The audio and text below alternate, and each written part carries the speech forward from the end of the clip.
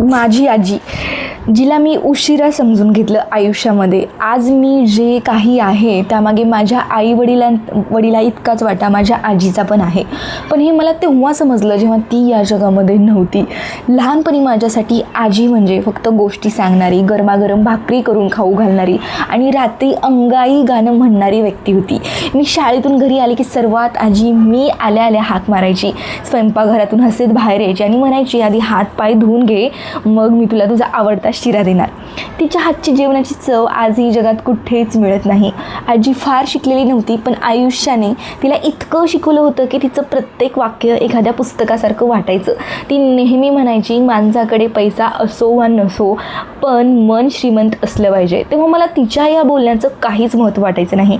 जसं जसं मी मोठी होत गेले तसं माझं जग बदललं. माझ्या मैत्रिणी, कॉलेज, मोबाईल, सोशल मीडिया या सगळ्यात मी इतकी गुंतत गेली की आजीसोबत बसून 10 मिनिटे पण बोलायलाही माझ्याकडे वेळ नव्हता. ती मला हाक मारायची, बाळा जरा माझ्याजवळ पण बसत जा ग तू.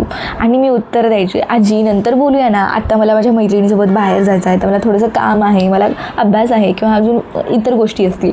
जसं जसं आजीचं वय वाढत गेलं तसं तिचं शरीर पण तिची साथ सोडू लागलं. चालताना तिला आधार लागायचा, डोळ्यात नीट दिसत नव्हतं, तरीही मी घरी आले की ती माझ्यासाठी काहीतरी करून ठेवायची. एक दिवस मी तिच्या खोलीत गेले. ती शांत बसून माझ्या लहानपणीचा फोटो ती पाहत होती. मला पाहून ती हसली आणि म्हणाली, तू किती मोठी झाली आहेस ना आता, पण माझ्यासाठी अजूनही तशीच ती छोटीशी होती. त्या दिवशी मी तिच्याशी जास्त बोलले नाही. काही दिवसांनी मला कामानिमित्त दुसऱ्या शहरात जावं लागलं.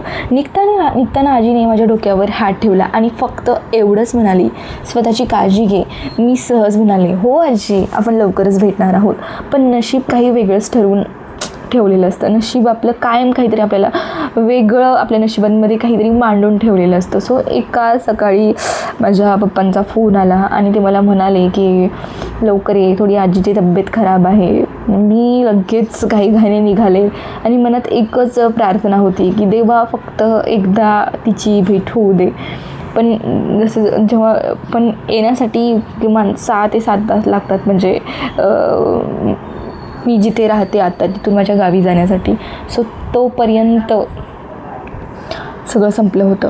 ती शांत झाली होती. पहिल्यांदाच मी तिला माझ्या आजीने मला हाक मारली नव्हती. मी तिच्या पायाशी बसले आणि खूप प्रचंड मी रडले. मला खूप त्रास झाला त्या गोष्टीचा. आयुष्यात पहिल्यांदाच मला वेळेची खरी किंमत समजली होती त्यावेळेस. तिच्या कपाटात तिच्या वस्तू आवरताना मला एक छोटंसं कापडी पाकिट सापडलं. त्यात काही जुनी नाणी, माझ्या लहानपणी काढलेला एक फोटो आणि माझ्यासाठी विणलेला एक छोटासा रुमाल होता. त्या रुमालात एक चिठ्ठी ठेवलेली होती. त्यावर लिहिलं होतं, माझ्या नातीसाठी, तू कितीही मोठी झालीस तरी स्वतःला कधीच एकटी समजू नकोस. मी तुझ्यासोबत असेन नसेन, पण माझा आशीर्वाद कायम तुझ्यासोबत असेल. चांगला माणूस बन, चांगली व्यक्ती बन, लोकांना प्रेम दे, कारण शेवटी माणूस त्याच्या पैशासाठी नाही तर त्याच्या स्वभावासाठी आठवला जातो. ती चिठ्ठी वाचताना माझे अश्रू थांबतच नव्हते. आज अनेक वर्ष झाली. घरात तिची खोली आज पण तशीच आहे. ती आम्ही ॲज अ स्टोअर रूम म्हणून यूज करतो. तिचा चष्मा, तिची माळ, तिची जुनी खुर्ची सगळं तिथेच आहे. पण त्या वस्तूंना जीव देणारी व्यक्ती आता नाही आहे ते.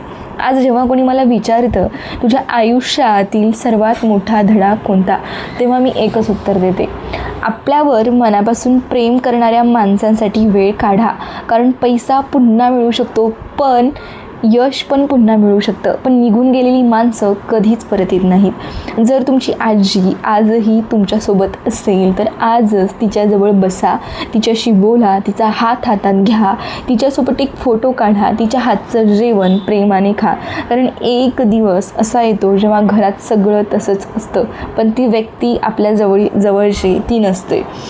सो मला असं वाटतं की आपण पैसे मिळवू शकतो, 1-2 वर्ष पोस्टपोन झालं असेल तर यश पण मिळवू शकतो, पण माणसं मिळवू शकत नाही.